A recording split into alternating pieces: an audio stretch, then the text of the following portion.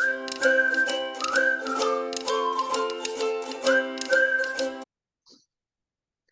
and welcome back to your puppy blueprint, where you can stop guessing, wondering, and Googling how to help a well-behaved puppy and discover how to turn the chaos to calm. I'm your host, Kelly Fahey, and I'm joined by Simone Müeller. Before we dive in, I want to tell you a little bit about Simone. She's joining us from Germany, and she has an MA graduate degree and is a certified dog trainer and behavior consultant, ATN. She specializes in force-free anti-predation training and is the author of 3 books in the predation substitute training series. First one is Hunting Together. The second one is Rocket Recall. And the third one is my favorite title, Don't Eat That. This afternoon's topic is Teach Them Young. Can you prevent your dog from being a hunter? Welcome, Simone. I'm really excited to have you here and to talk about this topic today. Hi, Kelly. Thank you very much. I'm so excited to be here. Yeah, I'm so happy that you can join us. I know sometimes coordinating times with people in other countries can be a little hard, so I really appreciate you working this out with us. And this is a really important topic, I think, for everybody. And I could see in my mind the look of disbelief that some people might have had when I shared the topic about our chat today on how you can prevent your dog from being a hunter. Because anybody who has a dog, they're probably sitting there going, yeah, right, sure, knowing what it's like when they go out with their dog on a walk, or if they take their dog somewhere to an open field, how they can probably think that that might be a little bit impossible. We, as dog trainers and behavior consultants, we often hear things like, my dog won't listen to me. My dog blows me off. Once my dog sees a deer or a bike, forget it, all bets are off. And so, there's several reasons why these things might happen, but because of a dog's predatory behavior, we have to work with that. So let's talk about that. What is predatory behavior? Yeah, I think predatory behavior is such an important part of our dogs' lives.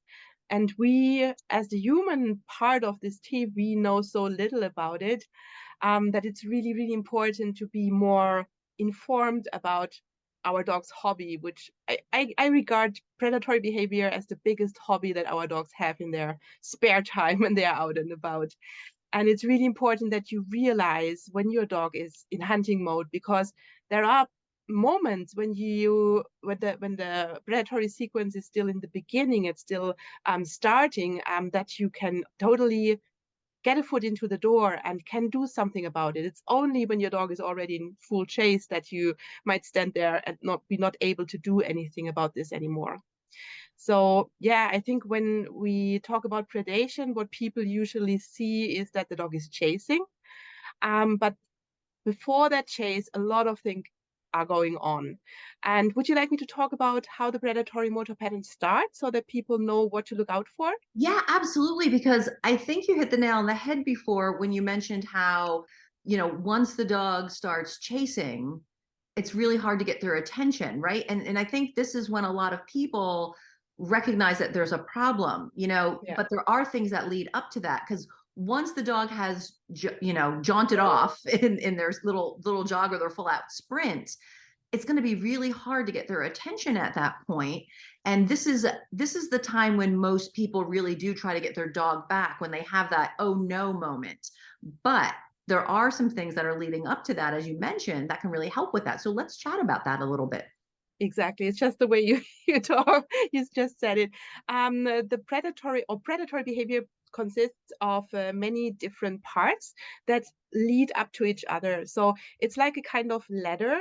When the dog enters the first step on the ladder, he's very likely to slide onto the next step of the ladder and so on. And it all starts with orientation in the environment. So maybe you have noticed this in your dog as well. When you come out of woodland or you reach the top of a hill, your dog suddenly stops and they start to look around. And this is the very first part of predation, because they are looking, is there something interesting in the environment? Something that could be dangerous for me, or something that I could hunt, or as another dog. They're just checking out the environment, but it's possible that they find something to hunt. And then this is the start of it all. Um, if the dog was able to spot something that is huntable, they go into a stalk, which means that suddenly their body tenses up and is really arrow shaped and yeah, focused on this particular animal. You have seen that a lot in pointers or in border collies when they eye the sheep, that they stalk. And then what the predator, the wild canine, or even the dog is doing is they go into a creep, which means they creep forward slowly and carefully so that they are not noticed by the prey animal, because they want to bridge the gap between themselves and the prey animal. Dogs are not that fast compared to, for example, deer that are much faster. So they want to make sure they get as close as possible before they go into the chase. And the chase, this is the moment where the dog owner realizes, oh, we are in trouble here. My dog is hunting. Right. But yeah, but before that, there were so many moments that you could still reach out and ask your dog to do something else with you and not go into chasing. Yeah, so it's important to realize when these first moments happen. Yeah. And I think anybody who's ever watched a nature show on a nature channel where there's the lion or what have you, the predator out, how they're stalking their prey, you can see them from a distance, right? And they don't engage in that chase until they get up close because, well, their dinner will run away on them. Yes. And so if you've watched the nature channel, you see that play out, and and if you're like me, you're always fascinated when you watch that. It doesn't matter how many times you see it, right? It's pretty interesting to watch. And so the dogs are kind of doing something similar. And instead of kind of holding on tight, sometimes you'll see people when they're out and about, if their dogs spotted something in the distance, sometimes you see them kind of clench up on that leash like a little bit more because they know what's going to happen next. Mm, And so we're going to get into this a little bit more, but you don't have to have that moment where you go, oh crap, and you just like hold on tight because you know what's coming next. All is not lost. We're going to be able to talk about some things that we can do. exactly. People often become upset with their dog's behavior. Much of what is natural for dogs can be really frustrating for puppy parents. Why is predatory behavior so important for our dogs? Yeah, especially for puppy owners, it's good to know that there are, or it's important to know that there are so many misconceptions out there. Predatory behavior is genetically anchored in our dogs. So some dogs who have been artificially selected to be hunting partners for us humans, they feel this energy, this predatory energy, really strong. And yeah, so this means that if you have a puppy, there is already a genetically set level of predatory motivation or prey drive, as you used to say, in your puppy. So from a prolific gun dog or hunting dog, you will never have a dog that is not interested in hunting anymore, no matter what you do in terms of training. So it is important to know that there is already a level set in your dog, but there is always a span or a margin, the maximum or the minimum, and this is the yeah the possibility that you have to train your dog and to make this hunting energy more approachable for you as the human. So it's not that you cannot do anything about it, but there are set limits and boundaries. Right. I hope, yeah. Yeah. And, before our dogs became our companion animals and hung out on the couch watching Netflix with us, they were Yes. all they were all bred for certain jobs. And that predatory sequence, as you talked about earlier, is ingrained in our dogs. It's part of who they are. It's their genetics. And just because we want our dogs to kind of chill out on the couch with us and watch, our favorite season of whatever it is, doesn't mean that that behavior is not going to present itself when the right circumstances are all put in place. So yeah, it's something that's kind of part of of our dogs. And it doesn't matter if we go out for a walk in the city or a walk out in the country or out in the forest, wherever we are. As you mentioned earlier, they're always scanning the environment. Just Yeah. like we're always scanning the environment, right? Even as humans, we're out walking around somewhere, we see things, it gets our attention, we want to walk towards it. It's not the exact same thing, but if we kind of think about a little bit of that in that terms, we can maybe appreciate a little bit more, what our dogs might be doing. Yeah, So exactly. yeah, understanding predatory behavior, for lack of a better word, is a passion for you. What is predation substitute training? Predation substitute training is a force-free way to stop dogs from hunting or from chasing, and to to shift the perception of predatory behavior in the human as well. Not only training the dog to behave or to be better around wildlife, but also to understand as a human what this means to our dogs, and to perceive it not only as something you want to interrupt and you want to stop all the time at all costs, but to understand that you can actually become a hunting partner for your dog and do this together with your dog in a safe way, to give your dog an outlet in in a safe structure, and from becoming the nagging factor of the team who always tries to stop it and do not do it and and leave it be, to becoming actually a partner who enables hunting success for our dogs. So this is, of course, a kind of team building for humans with dogs, because when people come to my training, they are also already so frustrated, or many people are already quite frustrated.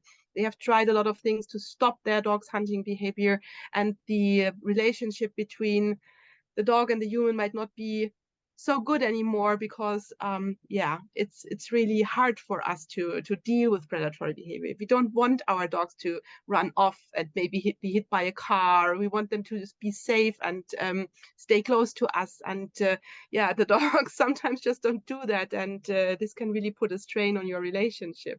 Yeah, and it's such a natural behavior for dogs. And as I said earlier, these natural behaviors can be really frustrating for people.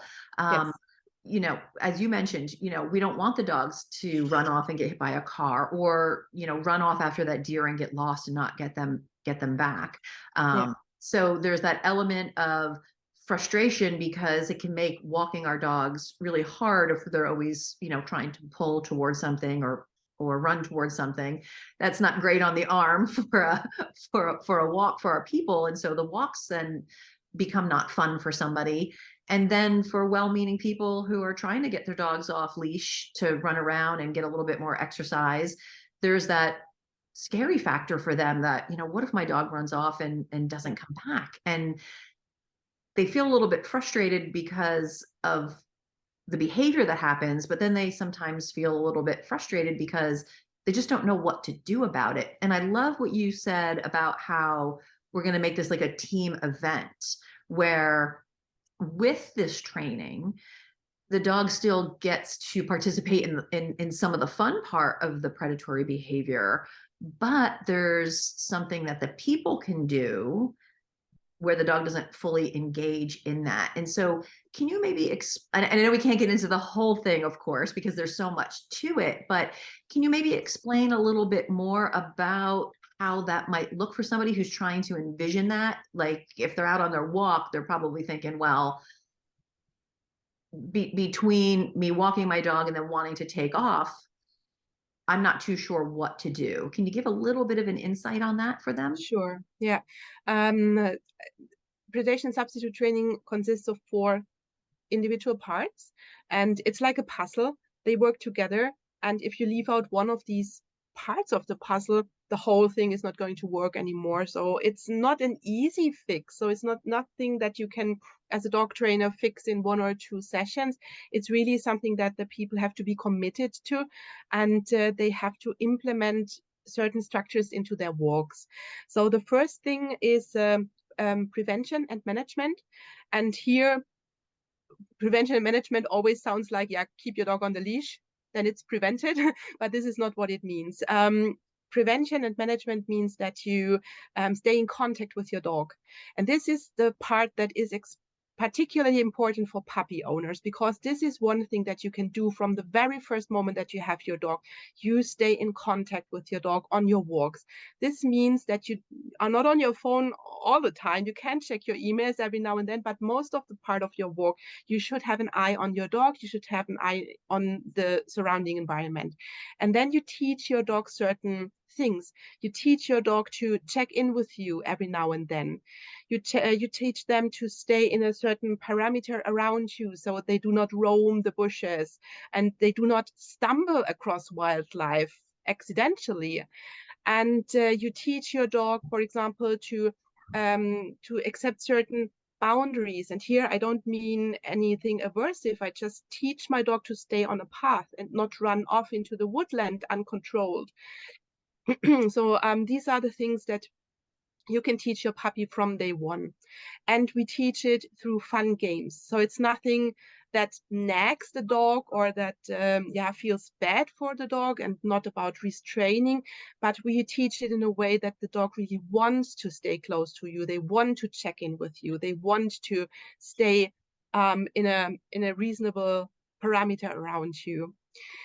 And then the second aspect of predation substitute training is tools that you use in the situation when you come across wildlife. So when you encounter a deer or I don't know where people live, a kangaroo. I just saw a video, somebody doing it with kangaroos.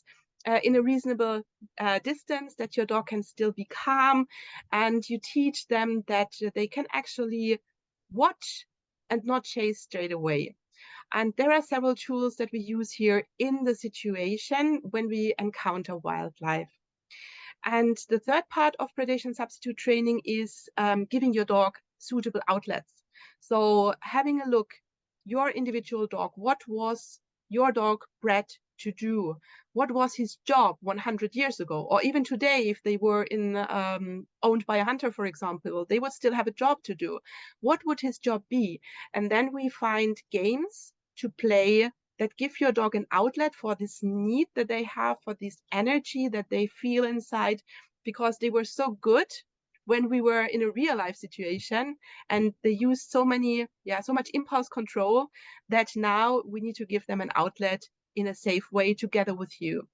And here the dogs know that we are just playing games, but they were bred over generations to work together with us, so they still enjoy it. And this is the part where you grow together, because you are now the hunting partner. You give your dog hunting success, and your dog has all those pleasant feelings that they feel when they are hunting. There's a lot of dopamine in the body that feels good. A lot of endorphins are released into their bodies, and now they connect it with you, because you are the one who plays this game together with the dog.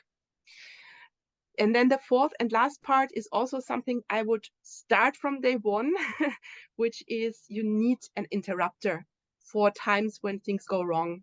Because we're dealing with predation here, our dogs have big feelings about wildlife, and from time to time it might go wrong, and the dog might go into a chase, or they might go over threshold because you are too close to something that is moving out of control, because you cannot control the deer or the rabbit where they are going to run. So it happens that the dog goes over threshold, and then you need an interrupter, which is normally a very, very solid recall. And there are games that you can play with your puppy from the very start that teach your dog actually that coming back to you is nothing that you think about. It just happens. You call and the puppy turns around and they come back to you, and it's actually worthwhile. They are not losing out because they turned away from something that they actually wanted to do. They wanted to hunt. They didn't want to come back to you. So clever training is necessary here to teach the dog that, you're not going to lose out. Just the contrary, when you come to me, something even better is going to happen. Yeah, and keeping it fun, like to our puppies, this is just a game. This is all part of the game. Yeah. And when we have puppies, if we start teaching this now, it's really helpful because the more they rehearse the unwanted behavior, the better they get at it. This is where the frustration for the human comes in at with everything. And I love how you keep talking about games, because to our dogs, it's all just fun games. They don't know what things are more important to us versus others. They don't know that coming back to us when there's a deer in the field is super important to us humans versus high five, a fun trick, is not as important. They Yeah. don't know the scale of importance to us. So to them, it's just all fun tricks. And if we just teach them that way and have fun with our dogs, it can be fun for all of us and just fun games. It doesn't have to be a headache. And training does take time. It doesn't matter what you're training, right? It doesn't matter if you're trying to teach your dog a really good sit stay, or if you're working on not having your arm yanked out of the socket because they want to chase after a deer. It still takes time to do all of these things. It doesn't happen overnight. And we as humans need a little bit of patience with our dogs and Yeah. recognize that it's going to take some time. It's not going to happen Yeah. overnight. Yeah. And sometimes we hear things, because we were talking about getting this going with puppies right away. Sometimes we hear things like, I need to wait till my puppy is older to start training, or, I don't think my puppy's going to understand because they're so young. Or one of my favorites is, well, the honeymoon period's over. So I think it's time to start some training. Yeah. Let's talk a little bit about why it makes so much sense for someone to start predation substitute training with their puppy now and not wait. Yeah. So you always have to do this age appropriate. We have to keep in mind that, for example, many puppy owners come to me and tell me, yeah, I want my dog to learn impulse control. But I think when they are so young, it's not the right time to do a lot of impulse control because their brains are not fully developed yet to do that in a way that an adult dog can do that. And to be honest, not peeing in the house is impulse control training every day for our dogs. So yeah, give them a little rest here. And there are things that you can focus on that are more appropriate for your dog's age. And I would not recommend to wait a long time. Especially if your dog is already showing hunting behavior when they are a puppy, because they will not grow out of it. This is a common misconception that that puppy owners believe, or even some trainers believe. Oh, yeah, it will go away when they are fully grown. And no, it will get worse. If they show it when they are young, it will get worse. And even if your dog does not show any predatory behavior when they are young, it doesn't mean that they are not going to develop it, because predation is something that normally develops, during puberty up to an age of 2 to 3 years. If your dog has not shown any predatory interest when they are 3 years old, then yeah, I think you're quite safe. But yeah, do not wait too long. And I really like what you said about the honeymoon period is over. Now we need to do some training. I think this is an old conception of what training looks like, because it means now we're getting serious and now the fun is over, and it's just the opposite. Right. If you train game based with a lot of fun, then the puppy can never be too young because it's just a game to them. Yeah. Right. Yeah. And when we have our puppies, we really want them to do certain things. And I think, it's just like a habit for people to be like really serious about it. Like, I need to teach my dog to walk nicely on leash. I need to teach my dog a reliable recall. There's this need to have our puppies do these things to turn into good canine companions. And I think people forget to have fun with it. Yeah. And so it becomes, well, it also then becomes like a chore, right? Because if you're looking at it as a I need to do basis, it's work and everything. But if Mm. we just keep these things fun, the training kind of tags along a little bit because we're just playing fun games with our puppies. And they don't grow out of it, right? That behavior is only going to get worse as they get older. If they're already rehearsing these behaviors and we're seeing it, they're not just being young, silly puppies. They are showing us behavior that they are capable of doing. And the more they do it, the more they're going to do it, right? So when you're out on the walk, it goes from a little bit of a problem for somebody to the point where maybe now they're trying to change their equipment because they're trying to stop the behavior, or Mm. they're cinching up on that leash more. They're holding on to it with such a grip, and they're not giving their dog as much freedom because they know what's going to happen. And if we can start our puppies off by playing some fun games with them and things like attention and whatnot, this is going to help you not only with this chase behavior, but it's also going to help things like your coming when called. I have a visitor. Coming when Mhm. called. Oh gosh, is he cute? He says, Hi. "You've been working too much today. I would like Oh some attention yeah. too." Um, What's his name? this is Kazoo. He's 9 months Cuckoo. old, and Oh, he's been such a good boy all morning. And he's kind of like, when are we going to get to have some fun? You've been doing a little too much working today. So he's a sweetie. He's so funny. He likes to pop in every now and again and give a say hi. hello with his cute little face. Yeah, Um, but yeah, yeah, but teaching things like we're talking about, like the attention and these games that you play. A lot of this is also going to help with and tag along with things like coming when called and polite leash walking. These are like some of the biggest behaviors that clients have the most trouble teaching and mm, everything. So all of this stuff is going to help tie together and make puppy parents' lives easier. And if we get them started off on the right paw when they're puppies and start instilling these games now, things are going to be a lot easier on the back end. But that doesn't mean that there's yeah, no hope for a dog who has been practicing these behaviors, because let's face it, we don't tend to get help until it is a problem behavior. And so even if a dog has been practicing this, we can still alter that behavior. It's just going to take a little bit of time because they've had so much fun practicing it for so long. Now we've got to develop exactly. new habits Yeah, exactly. instead of I see and chase, we've got to develop a new habit for them. So Exactly. Yeah. excellent. But I just want to tap into something that you just said, because as we are doing this here for puppy owners, I really want to get some information out that I'm really passionate about, Yes. because of these myths that are out there.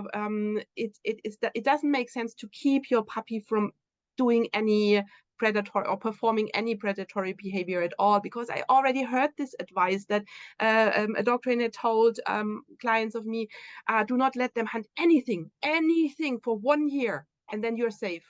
Uh, This is so wrong, because as yeah. I said before, they already have those genetic set up in Right. them that will determine, is there hunting energy in them or hunting a prey drive in them or not. And you cannot keep them from developing this, even if you suppress it.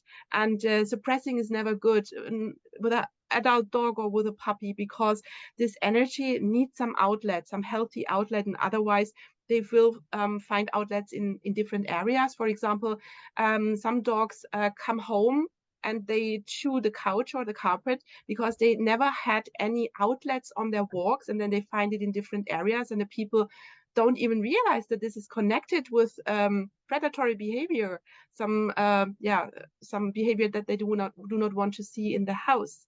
Right. There have been, for example, if you think about, I don't know if it's the same in the US where you are, but we in laboratories we use a lot of beagles. Mm-hmm. Is it the Yep. same where you are? Yep. And those beagles, they come out of the laboratory. What is the name in English again?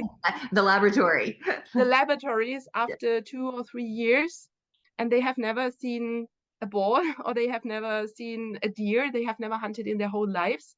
And after a certain time that they need to settle into their new lives, they start to show this behavior, even though they have never experienced it when they are young. So it does not make sense to suppress it as much as you can. It doesn't make sense. It's better to give controlled outlets and not letting them practice uncontrolled solo hunting trips. Right. Right. And we don't actually alter behavior when we suppress it anyway. Like if we suppress it, it means we're kind of like pushing it down. It's still there. Yes, and Yeah, and it's going to come out, right? We're just kind of trying to shove the genie back in the bottle, and exactly. Yeah, it's not going to stay in there. It's gonna come out, given the right circumstance and the right setup. And yeah, people might get lucky because they might have had a successful walk, well, because there was nothing of excitement for the dog to chase. But then they go out another day, and so sometimes it can feel a little bit hit or miss too. Like, oh, you know, you've been so great for a couple days now, or what have you, and now all of a sudden you're doing this again. It's not that they're doing it again, it's just that the circumstances were set up that they're practicing it in that moment. It's so we can't yeah, suppress it, we're not going to take it away, but when we can find an outlet and we can combine it with the right training, we can make it more pleasurable for everyone. And like you said, there is a lot of myths out there. um, First of all, I love that example you gave of one of the myths, because can you even imagine, or can anybody listening even imagine not having your dog chase something for an entire year? yeah. Like, It's such a what stress. is the reality of that, right? Oh Yeah, my goodness. It's no different than some of the other crazy myths and bad advice, and sometimes they're not even myths, they're just really bad advice that puppy parents will hear, such as I've heard, I don't know how many times, well, don't give your puppy anything to chew on, because the more toys you give them and bones and stuff to chew on, the more they're going to chew on you because you're teaching them to chew. And I'm like, that's just crazy. Puppies are going to chew because they tee. That's who they are. And by taking all of those outlets away from them, then we're going to get chewed on worse. So we can't prevent a puppy from not chewing. It's going to yeah, happen. And by yeah. taking all those things away, and again, preventing a puppy from chasing or a dog from chasing for an entire year, I'd really like to see that happen. Yes. And imagine the pressure that you put on people, on your clients, by saying that, because you know it's just puppies, and people have this vision of their life with the dog in their head, and they imagine running together, playing some ball, playing some tag, and now it's all forbidden for Yeah, 1 year. So right.